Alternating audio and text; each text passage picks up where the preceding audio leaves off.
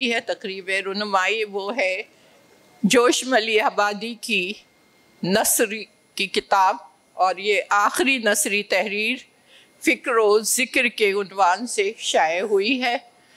اسے شائع کرنے والے عدیل زیدی ہیں۔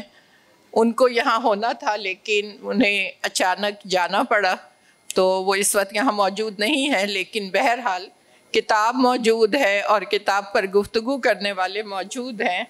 تو میں یہ پروگرام شروع کرتی ہوں۔ کتاب کے تعارف میں اپنے مضمون سے، جو کہ میں نے اس کتاب پر لکھا ہے، تھوڑا سا اقتباس پہلے پیش کر کے پھر اپنے معزز مقررین اور صاحبان صدور سے اس پر اظہار خیال کی دعوت دوں گی۔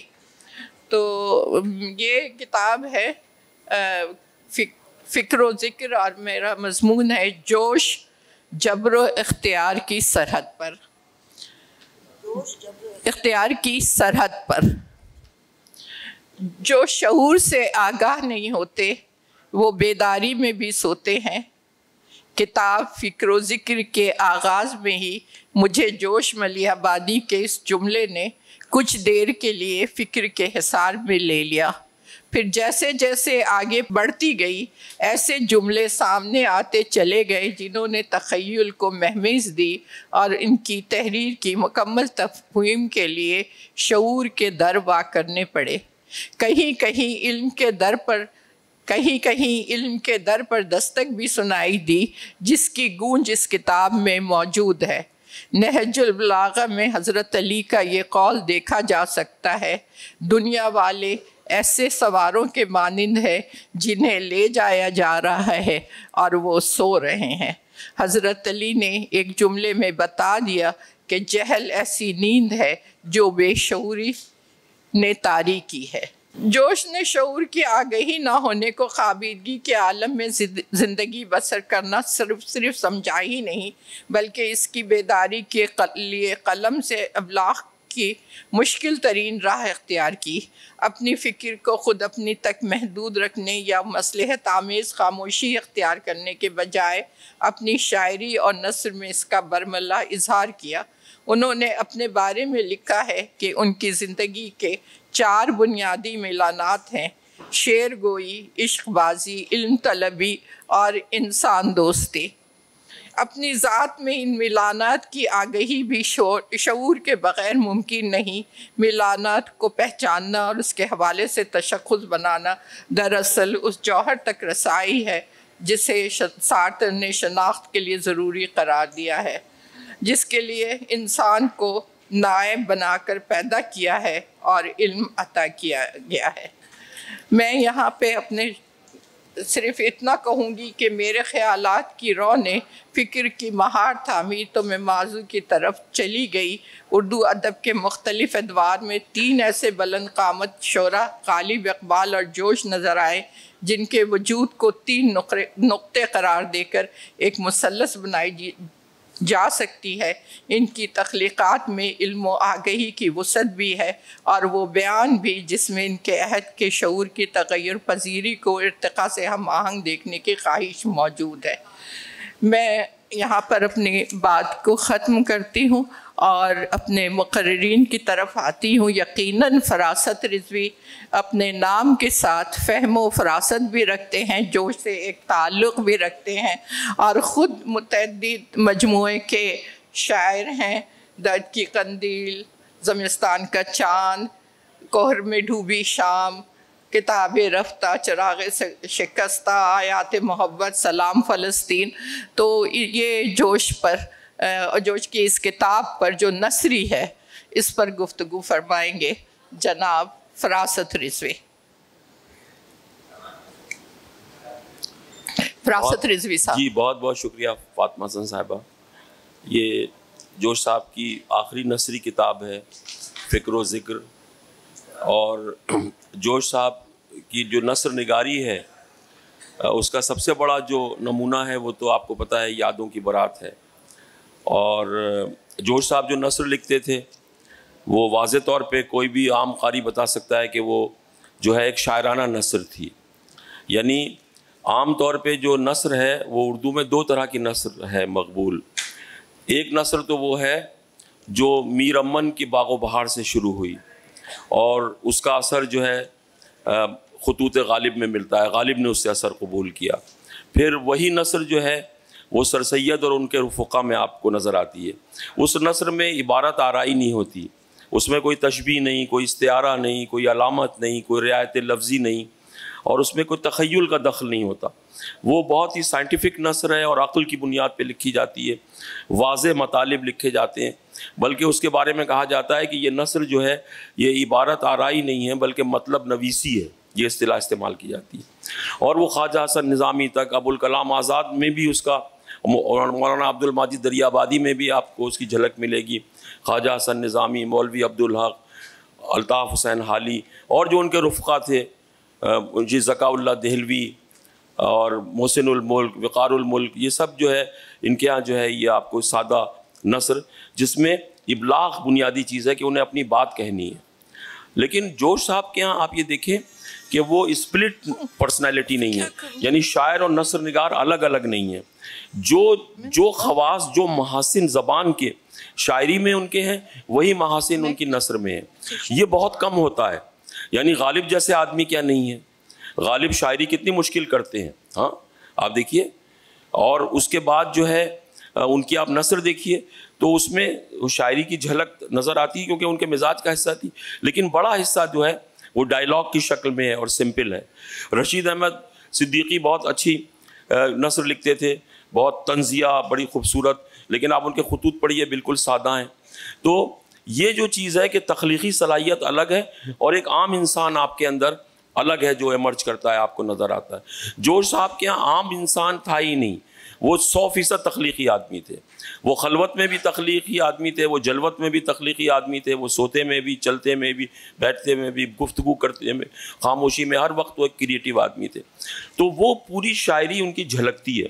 اس کتاب میں بھی, یہ کتاب نثر کی کتاب ہے اور ان کے نواسے بیٹھے ہوئے ہیں, تو ہم نے تو یہ کتاب ان کو لکھتے ہوئے بھی دیکھا ہے کہ ایک موٹا سا رجسٹر تھا ایک سرکاری قسم کا, اور وہ مجھ سے کہتے تھے, وہ کہتے تھے دیکھو لکھتے رہو کیونکہ جو ذہن کے سانچے ہیں وہ بنتے رہتے ہیں.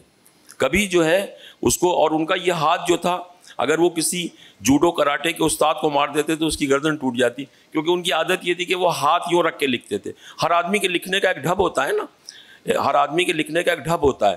مولانا مودودی جو تھے جب ان کو غسل دیا جا رہا تھا تو پتہ چلا کہ ان کا لیفٹ ہینڈ جو ہے وہ بہت پیلا اور چھوٹا اور پتلا ہے. تو معلوم ہوا ان کے لکھنے کا ڈھب یہ تھا کہ وہ ایسے ٹیڑھے ہو کے لکھتے تھے اور اس ہاتھ کو کسی چیز سے ٹکا دیتے تھے. تو اتنے برس لکھا, برساں برس, صبح شام, کہ اس کا دوران خون کم ہو گیا اس ہاتھ کا. مولانا سلیمان ندوی جو تھے ان کے سینے پہ ایک لکیر پڑی ہوئی تھی. پتہ چلا کہ وہ جو تھے وہ لیٹ کے بھاری بھاری کتابیں سینے پہ رکھ کے لکھتے تھے. تو بڑا آرٹ جو ہے اس میں فزیکل لیبر بھی شامل ہوتی ہے, آپ کا تخیل بھی شامل ہوتا ہے, آپ کا اسکل بھی شامل ہوتا ہے, آپ کا کانفیڈنس بھی شامل ہوتا ہے, خداداد صلاحیت ہوتی ہے, جوہر ہوتا ہے آپ میں.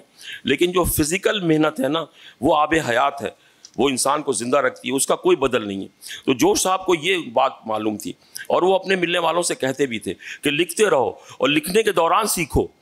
یہ نہیں ہے کہ آپ کو تیرنا سیکھنا ہے تو آپ ساحل پہ کھڑے ہو کے روزانہ تیرنے کی کتاب پڑھ رہے ہیں اور تیرنے کے بارے میں غور کر رہے ہیں. نہیں, آپ کو کود پڑنا ہے پانی میں, بے خطر کود پڑا. وہ تو آتش میں کودا تھا, آپ آب میں کود جائیں تو آپ سیکھ جائیں گے. آپ لکھتے رہیں, آپ اداکاری کرتے رہیں, آپ ایک گٹار بجاتے رہیں, آپ ایک بانسری بجاتے رہیں. اس کو کہیں اور لے جائیے, بند نہیں ہو سکتا. یہ اذان کربلا سے آ رہی ہے, شیعوں کی اذان ہے. تو اب آپ یہ دیکھیے کہ جوش صاحب جو تھے, جوش صاحب میں یہ تھا کہ مسلسل لکھتے تھے. اور یہ جو نثر ہے ان کی, اس پر احتشام حسین صاحب جو افتخار عارف صاحب کے استاد ہیں, پروفیسر احتشام حسین, ترقی پسند تنقید کا بہت بڑا نام, تو ان کے بیٹے ہیں عسکری احتشام. انہوں نے لکھنؤ یونیورسٹی سے جوش صاحب کی نثر نگاری پہ ڈاکٹریٹ کیا ہے, اور علی گڑھ سے بھی کچھ لوگوں نے ایم فل کیا, کچھ لوگوں نے ڈاکٹریٹ کیا. یہ نثر جو ہے یہ وہ نثر ہے جو داستان کی روایت ہے ہمارے یہاں. داستانوں میں جو زبان استعمال ہوتی تھی وہ بڑی مرصع, بڑی مسجع, رعایت لفظی, اس میں تشبیہ, استعارہ, کنایہ, مجاز مرسل, علامت, اشاریت, وہ سارے جو شاعری کے جو محاسن تھے وہ سب داستانوں، آپ کوئی داستان پڑھیں، آپ فسانہ عجائب پڑھیں، رجب علی بیگ سرور، آپ دیکھیں شاعری کے جتنے بھی کمپوننٹس ہیں آپ کو اس میں ملیں گے اور جگہ جگہ ملیں گے. تو جوش صاحب کی جو نثر ہے وہ ایک شاعرانہ نثر ہے، ایک کریٹیو نثر ہے، اور وہ ان کی شاعری سے جدا نہیں ہے. جو ان کی شاعری کا ڈکشن ہے وہی ان کی نثر کا ڈکشن ہے. اور جہاں تک کانٹینٹ کا تعلق ہے، وقت ہے جی تھوڑا سا مختصراً مجھ سے اختصار نہیں ہوتا، جتنا ہو سکے تھوڑا سا ممکن، ہاں جتنا ممکن ہے. تو آپ یہ دیکھیے کہ اس کا جو کانٹینٹ ہے وہ تو وہی ہے جو ہم سب جانتے ہیں کہ وہ عقل پرستی پر زور دیتے ہیں، وہ وحدت انسانی کے نظریے پہ زور دیتے ہیں، وہ جو ہے مذاہب اور تصوف اور میٹا فزکس کی مخالفت کرتے ہیں، اور ان کے پاس اس کے دلائل موجود ہیں. وہی سارا کانٹینٹ جو ان کی شاعری میں ہے، جو ان کی ذاتی گفتگو میں ہم سنتے تھے، وہی سارا کانٹینٹ ان کی نثر میں بھی ہے. لیکن ان کی نثر بہت خوبصورت ہے، آپ اسے پڑھیں تو وہ ہیروں کی طرح، جواہرات کی طرح جگمگاتی ہوئی نثر ہے. اور ایسی نثر بہت کم لوگوں نے لکھی، اور بہت کم اردو میں ایسے شاعر ہوئے ہیں جو بیک وقت بہت بڑے شاعر بھی ہوں اور بہت بڑے نثر نگار بھی ہوں، اور ان کی تخلیقی شخصیت اور ان کی عام شخصیت میں کوئی فرق نہ ہو. تو یہ جو فکر و ذکر ہے یہ ایک بہت اہم کتاب ہے، اور جوش صاحب کی نثر کی جتنے بھی اسالیب ہیں وہ آپ کو اس میں نظر آئیں گے. بہت بہت شکریہ. بہت شکریہ فراست اس اختصار کا. اور اس وقت یہاں پر دو ایسی شخصیات موجود ہیں جو براہ راست اس کتاب سے منسلک ہیں. ایک تو حوری نورانی، ان کی آشام ہے، یہ تیسری کتاب ہے جس کی یہاں پذیرائی ہو رہی ہے، اور دوسرے فاروق جمال صاحب جو نواسے ہیں جوش صاحب کے. فاروق صاحب چونکہ وقت بہت کم ہے اس لیے مختصراً آپ جو کہنا چاہیں. بہت شکریہ ڈاکٹر فاطمہ حسن. مجھے کل صبح جو ہے عدیل زیدی صاحب کو ادھر آنا تھا، تو ان کا حکم ملا مجھے کہ نجف سے ایک حکم نامہ جاری ہوا ہے کہ ان کی جگہ میں جاؤں گا. تو وہ انہوں نے مجھے بھیجا کہ یہ آپ کو جانا ہے. میں نے کہا میں اس کا اہل نہیں کہ اتنا بڑا نام ہے جوش صاحب کا اور میں اس پہ کچھ کہہ سکوں. کہتے ہیں آپ ان پہ کام کر رہے ہیں، ان پہ بکس لکھی ہے اور ان کا خون ہے. سو میں حاضر. اور جیسے فراست صاحب ابھی کہہ رہے تھے، ہم نے بابا کو دیکھا، وہ اوپر بالائی منزل پہ جو ان کا فیڈرل بی ایریا میں ہمارا گھر تھا. سن 70-72 کی بات ہے. یہ دو تخلیقات ہم نے دیکھی وہاں پہ ہو رہی تھیں. ایک تو یادوں کی بارات تھی، اور پھر دوسری جو محمد الجرس جو ابھی کچھ عرصے پہلے آئی تھی، اور اب جو ہے پچھلے سال یہ فکر و ذکر سامنے آئی ہے ہمارے. تو عدیل زیدی صاحب نے مجھے کہا کہ اس میں سے کچھ جوش صاحب کے ہی کوئی 2 پیراگراف ہیں وہ ذرا وہاں سنا دیجیے گا. تو میں اس کے لیے حاضر ہوا ہوں. یہ جوش صاحب کی تحریر ہے جو اس کے فلیپ پہ موجود ہے. ہم اس امر میں تابعت گلو صحیح کریں کہ ہماری ارادی گفتار، ہماری ارادی رفتار اور ہمارے ارادی افکار، نیز ہمارے چشم و ابرو کی تلخی اور ہماری آواز کی سنگینی سے کسی فرد کو بھی بشرطے کہ اس کا وجود مفاد عامہ کے واسطے خطرناک نہ ہو، کسی نوعیت کا ذہنی یا مادی ضرر نہ پہنچے، کسی کے حق کی پامالی نہ ہو سکے، اور کسی فرد کی بھی خواہ ہمارا جانی دشمنی کیوں نہ ہو، دل آزاری کا ارتکاب نہ ہونے پائے. بس یہی ایک تنہا ضابطہ انسانیت اور شرافت کی اساس ہے. بس ایک جوش صاحب کی جو فکر کی تعریف دیتے تھے اس دھن میں کہ دل عقل کے شہدہ ہو جائیں، آفاق کے اسرار وحدہ ہو جائیں، مدت سے گرا رہا ہوں تو تخم افکار، شاید کے نئے درخت پیدا ہو جائیں. بہت شکریہ. اور زہرا آپا آپ نے جوش صاحب کو دیکھا بھی ہے۔ سب سے پہلے میں یہ کہنا چاہتی ہوں کہ جوش صاحب کا جو درجہ تھا وہ جس طرح سے انہوں نے اس آزادی کے ہندوستان کی آزادی کے سلسلے میں جو پنڈت جی نے بات کہی تھی وہ بڑی زبردست تھی۔ پنڈت جواہر لال نہرو نے انہوں نے کہا تھا کہ جوش صاحب ہمارے لیے بہت باعزت ہیں کیونکہ انہوں نے انگریزوں کی حکومت کے دوران ہمارے ساتھ اپنے قلم کو اٹھا کے ہمارے ساتھ ساتھ چلنے کی کوشش کی۔ ان کی نظم اس زمانے کی ایسٹ انڈیا کمپنی کے فرزندوں کے نام اس زمانے میں لکھنا جبکہ انگریز حکومت تھی۔ دوسری بات جوش صاحب کی جو مجھے بہت ان میں ایک بھول پن بھی تھا، تو بھولے آدمی تھے وہ، تو ان کا یہ تھا کہ وہ غلط کوئی لفظ کہتے تو بہت پریشان ہو جاتے تھے اور منہ پہ کہہ دیتے کہ یہ آپ نے لفظ کیوں بولا، غلط کہا۔ تو میرے میاں سے تھوڑی ان کی اچھی ایک جان پہچان بھی تھی، تو ایک دفعہ میرے میاں نے کہہ دیا کسی جملے میں کشتی، تو انہوں نے کہا اچھا ماجد علی صاحب میں تو آپ کو پڑھا لکھا آدمی سمجھتا تھا، آپ کشتی کہتے ہیں؟ تو انہوں نے کہا صاحب اگر آپ فرما رہے ہیں غلط ہے، غلط ہوگا لیکن میں اس کی سند آپ کو دوں گا۔ ان کا دیجیے گا اور انہوں نے ایک جملہ یہ بھی کہا کہ جو کشتی کہتا ہے وہ فلاں فلاں فلاں ہوتا ہے۔ اب انہوں نے 2-3 دن کے بعد فون کیا ہمارے میاں نے، انہوں نے کہا جوش صاحب حر کا مرثیہ پڑھ رہا ہوں میں۔ بولے کیا کہنے؟ تو ان کا ایک بند سنانا چاہتا ہوں۔ ان کا ضرور سنائیے۔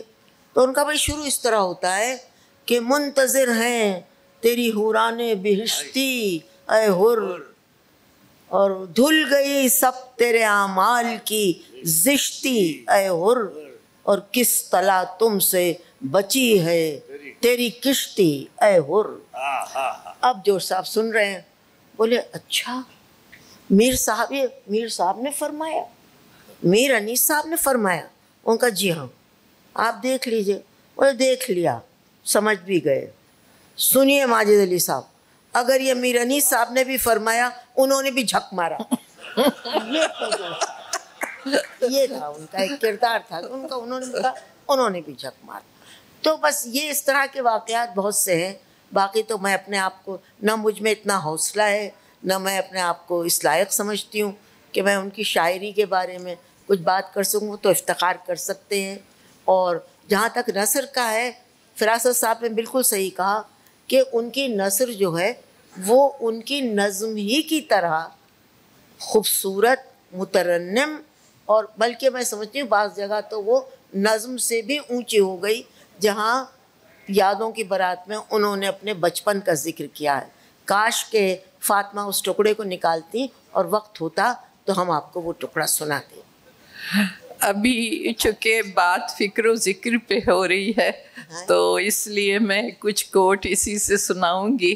زہرا آپ نے بہت خوبصورت باتیں کی اور بہت سی چیزیں یاد دلائیں، لیکن اس میں کچھ جملے ایسے ہیں کہ لوگوں تک پہنچنے چاہیے۔ سوچنا دماغ کی خود اپنے سے بے آواز سرگوشی ہے، جو شخص کیوں سے کام نہیں لیتا دریائے جہل میں کشتی کھیتا ہے یا کشتی کھیتا ہے۔ جب عقل کی صبح نقاب اٹھاتی ہے، عقائد کی بینائی چمگادڑ کی طرح گم ہو جاتی ہے۔ تو ارے جلدی کرو، اسرار کائنات معلوم کرنے میں وحشی وقت اڑتا چلا جاتا ہے۔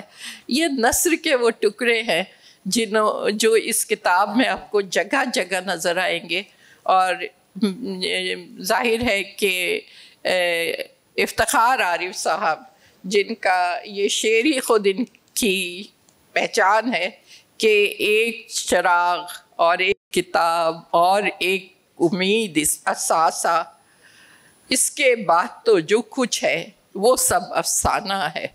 تو اس کے بعد اگر میں ان کی کتابوں کے نام لوں، اور وہ مہر دو نیم سے میں شہر علم کے دروازے سے ہوتی ہوئی سخن افتخار تک آؤں، تو یہ سب مجھے افسانوں کی طرح لگتے ہیں اور خوبصورت افسانوں کی طرح لگتے ہیں، کیونکہ بہرحال ان کی زندگی کتاب سے شروع ہو کر کتاب پر ہی پہنچتی ہے، اور اس کتاب کے اوراق پر کتنی یادیں ہیں جو روشن ہیں، لکھنؤ کی بھی، کراچی کی بھی، اور سارے عالم کی. اور اس میں ان کا جو تعلق، جو رابطہ جوش صاحب سے رہا ہے. اور میں نے ان کو اس کتاب کو بھی، جب میں لنڈن جا رہی تھی یہ وہاں موجود تھے، ان کا حکم آیا کہ 4 نسخے فکر و ذکر کے لیتی آنا. تو یہ دیکھیے کہ کتاب دوستی، اور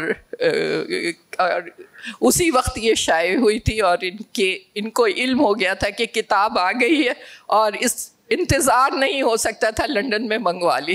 تو یہ افتخار عارف صاحب نے ہمارے لیے ایک بے حد باعث احترام و افتخار عارف صاحب. مہربانی. اور جو صاحب پر بہت اچھی گفتگو ہو رہی ہے، اور ان کی شاعری پر بھی، ان کی نثر نگاری پر بھی.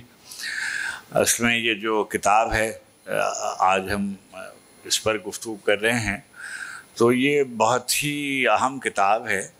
اور جیسا کہ آپ کے علم میں ہے کہ یہ جو صاحب روزانہ کے حساب سے اپنی ڈائریاں لکھا کرتے تھے، اور وہ ڈائریاں رجسٹر کی صورت میں موجود تھیں، اور وہ جیسے محمل و جرس محفوظ تھی، اسی طریقے سے یہ کتاب بھی، ڈائریاں بھی محفوظ تھیں. خدا کا شکر ہے کہ خانوادے کے لوگوں نے وہ اشاعت کے لیے فراہم کر دیں، اور عدیل زیدی کو اس کا احسان مند ہمیں ہونا چاہیے کہ انہوں نے اس کو زیور طباعت سے آراستہ کرنے کی صحیح کی، اور حوری نے اس کو خوبصورتی سے شائع کیا. اچھا، یہ جو یعنی 40 برس کے بعد، کتنے برس کے بھائی؟ 41 برس ان ڈائریوں کو لکھے ہوئے ہو گئے. اب اس کے اوپر کوئی ہلال نقطی پردہ اٹھائیں گے کہ یہ کیوں اتنی دیر سے شائع ہوئی، اور کیوں اتنی دیر لگی اس کی اشاعت میں. مگر جو یہ کتاب ہے، اس میں اس کی اشاعت، کچھ اس کے حصے ہیں جو ایسے تھے کہ جو ابھی بھی لوگوں کے لیے شاید قابل قبول اس طرح سے نہ ہو عام آدمی کے لیے، مگر جو کچھ اس میں موجود ہے وہ آپ پڑھیے گا. امیر المومنین علی بن ابی طالب کا ایک قول فاطمہ نے نقل کیا. ان کا ایک قول ہے کہ جیسے ہمارے جسم تھک جاتے ہیں، ایسے ہماری روحیں بھی تھک جاتی ہیں، اور روحوں کی تازگی اور شادابی کے لیے حکمت کی باتیں اس کو سنایا کرو. تو یہ پوری کتاب جو ہے یہ حکمت کی باتوں سے آراستہ ہے.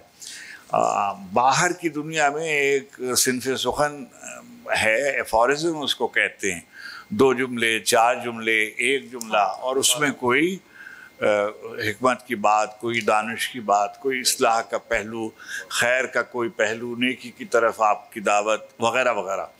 ہمارے ہاں جو ملفوظات کا لٹریچر ہے، خاص طور پر سلسلہ چشتیہ کے ملفوظات کا، وہ بھی اس طریقے کے، ان کو باقاعدہ جو لطائف جن کو ہم کہتے ہیں تصوف کی زبان میں، اس کا ایک بہت بڑا ذخیرہ ہے، اور اس میں اسی طرح کے واقعات اور چیزیں بیان ہوتی ہیں.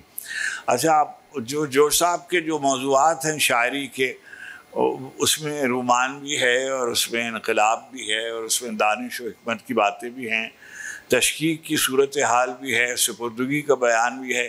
وہ سارے موضوعات جو ان کی شاعری کے ہیں، وہ سارے موضوعات ان کی اس کتاب میں بھی ہیں مختصراً. ان کو پڑھا جانا چاہیے. اور ظاہر ہے کہ یہ جو یادوں کی بارات والی جو نثر ہے، وہ اس کی دلکشی میں ہماری طبیعت کی جو خاص طرح کی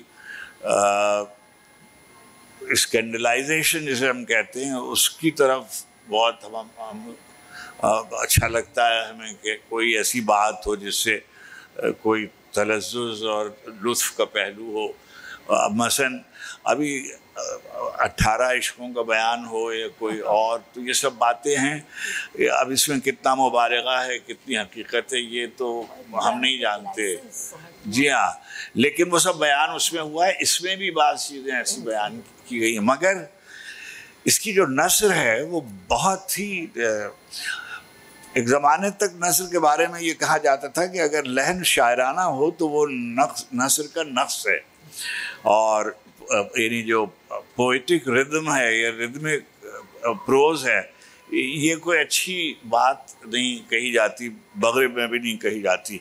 مگر اب جو ابھی حال میں نوبیل پرائز جس کا ابھی شاکاہاری کا ذکر ہو رہا تھا، تو جو دا ویجیٹیرین کا جو سائٹیشن ہے اس میں یہ لکھا ہوا ہے کہ اس کی کتاب کی سب سے بڑی خوبی اس کا شاعرانہ لحن ہے.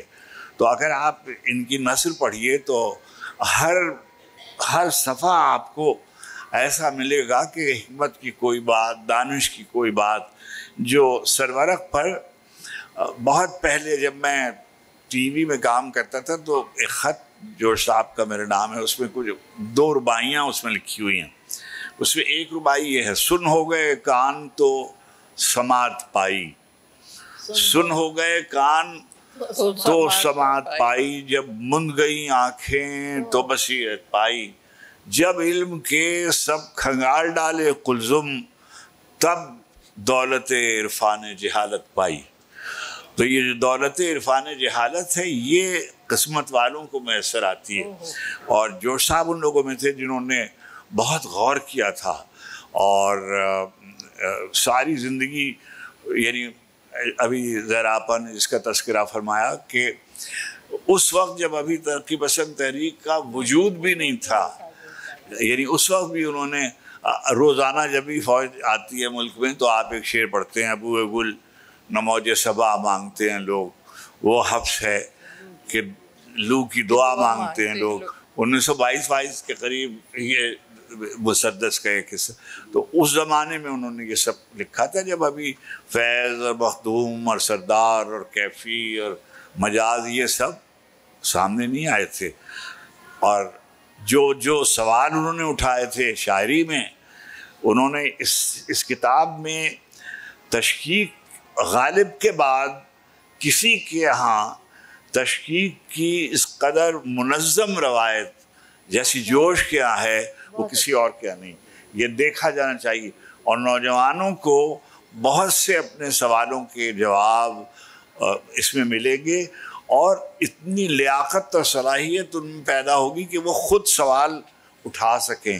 ضروری نہیں ہے کہ ہر سوال کا جواب آپ کو ہر کتاب فراہم کر دے، لیکن اگر وہ سوالات آپ کے ذہن میں پیدا کرتی ہے، دل میں پیدا کرتی ہے، تو یہ بھی اس کتاب کی عظمت اور فضیلت ہے. جو صاحب بہت بڑے آدمی تھے.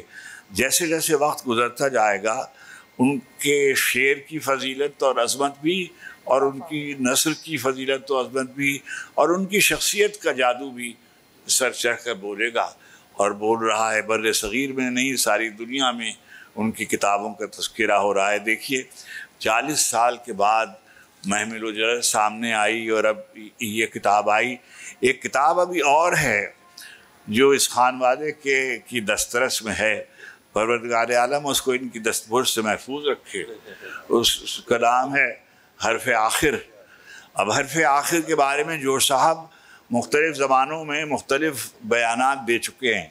یعنی مثلا انہوں نے یہ تک کہا ہوا ہے کہ 30,000 شعر میں نے کہے ہوئے ہیں، کہیں کہا ہوا ہے کہ میں نے 70,000 شعر کہے ہوئے ہیں. چلیے اگر 3,000 شعر بھی کہے ہوئے ہیں کسی ایک نظم میں تو یہ کوئی کم بات ہے.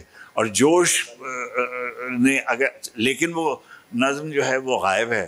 اور وہ ظاہر غائب سے کیا مطلب ہے؟ کہیں کسی الماری میں، کسی بوری میں، کسی پیٹی میں کہیں وہ رکھی ہوئی ہے، مل گئی. اب میں نہیں کہنا چاہتا ہوں، اگر آپ یہ راز فاش کرنا چاہتے ہوں تو آپ تیار رہیے کہ کل سے سوشل میڈیا پہ آپ کے بارے میں خبریں لگیں گی. اب مجھے بھی یہ بات معلوم ہے کہ کس کے پاس ہے کیا نہیں ہے، لیکن اس کا بیان کرنا چندہ ضروری نہیں. تو حرف آخر ایک ان کی نظم ہے جو وہ کہتے تھے کہ وہ ان کا شاہکار ہے. خدا کرے کہ وہ نظم ہمیں لوگوں تک پہنچ جائے. اور وہ پہنچے گی اس لیے کہ دیکھیے یہ جیسے مصوری کی ہمارے ہاں آپ روز سنتے ہیں کہ فلاں تصویر چوری ہو گئی. تو چوری ہوئی جو تصویر چوری ہوتی ہے وہ کہیں نہ کہیں اس کو بکنا ضرور ہوتا ہے. یعنی کوئی آدمی جو اس کو چرا رہا ہوتا ہے وہ اپنے گھر میں لگانے کے لیے نہیں چرا رہا ہوتا.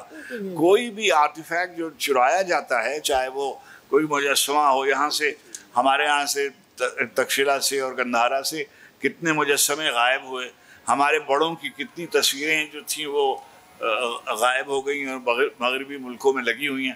تو چھپتا نہیں ہے، اس لیے کہ اس کی قیمت تو اسی وقت تک ہے جب تک کہ وہ سامنے آئے. اگر وہ سامنے نہیں آئے گی تو جیسے یہ کتابیں جو تھیں خدا کا شکر ہے سامنے آ گئی، ورنہ یہ ضائع ہو جاتی.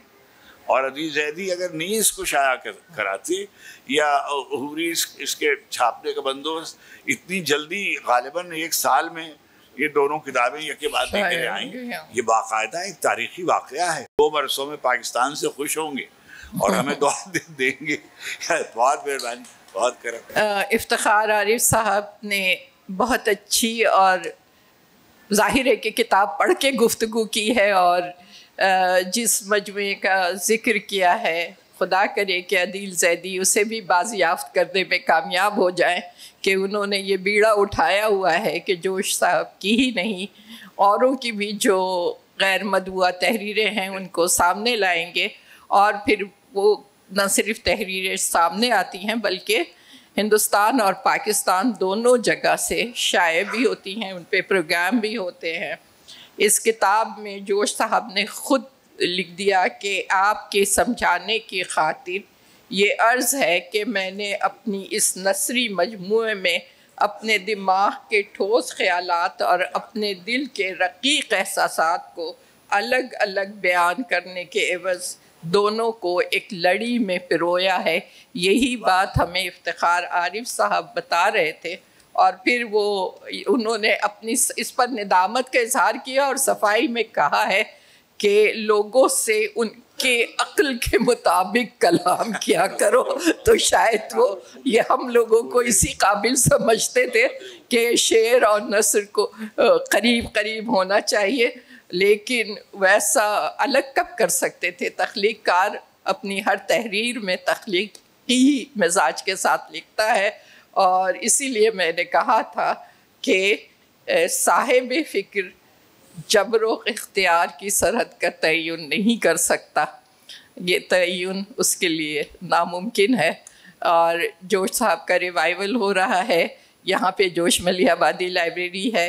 ابھی آرٹس کونسل نے، احمد شاہ صاحب نے اعلان کیا ہے کہ ایوان جوش کو بھی ان کے اسی آرٹس کونسل کے زیر سایہ آگے بڑھایا جائے گا، اور انشاءاللہ اس میں بھی پروگرام ہوں گے اور ان کی مزید کتابیں تحریریں ہمارے سامنے آئیں گی. آپ سب کی آمد کا بہت شکریہ. زہرا آپا، آپ کے افتخار عارف صاحب، آپ کا فراست رضوی اور فروخ جمال صاحب.